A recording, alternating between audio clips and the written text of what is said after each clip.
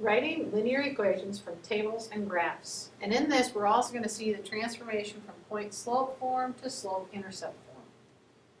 So we're going to start off using 2 points to write an equation of the line given from a graph. In step 1, you want to find the slope. And the slope, you can do it from these 2 points. So you could use the equation that slope is equal to y1 minus y2 all over x1 minus x2.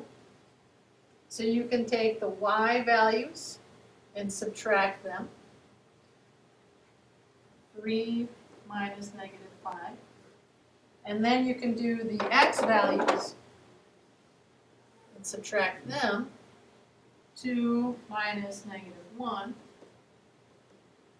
And when you solve that algebraically, 3 minus negative 5 is going to become 3 plus 5, which is 8. 2 minus negative 1 is going to become 2 plus 1.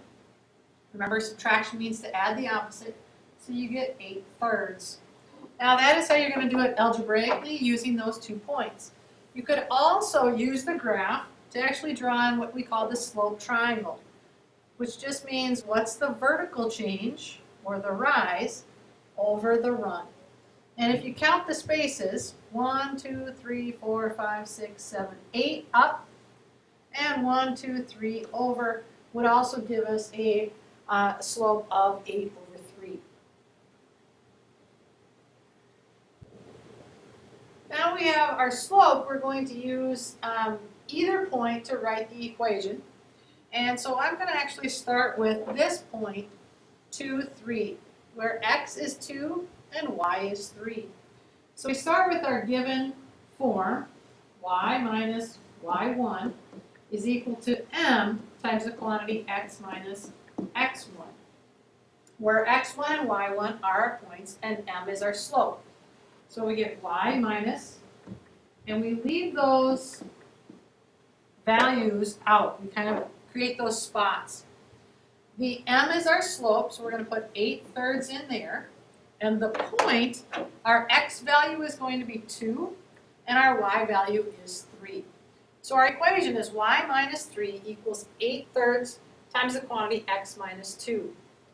Now step 3, and this is where that transformation comes in, it says to rewrite that in slope-intercept form. And slope-intercept form is y equals mx plus b. This gets to be a little complicated. You just have to use your algebra skills to distribute that 8/3, and then the last step is going to be to add 3. So you're solving this all for y. We're going to start off by distributing 8/3 times x and 8/3 times 2. So I end up with y minus 3 equals 8/3 times x is 8/3 x, and 8/3 times 2. Some of you are going to have a hard time with this.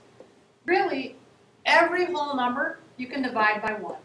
So it becomes 8 times 2, which is 16, all over 3. And we're just going to leave this in fractional form.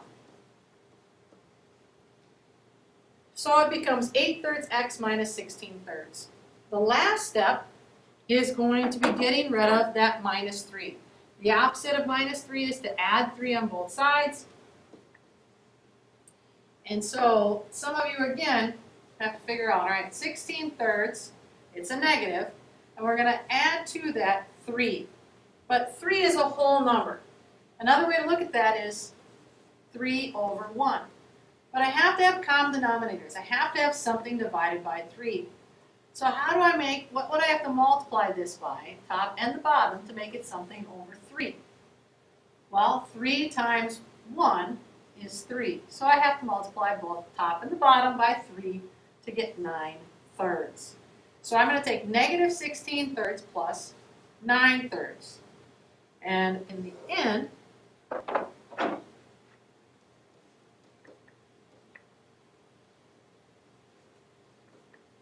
negative 16 plus 9 is going to end up being a negative 7/3.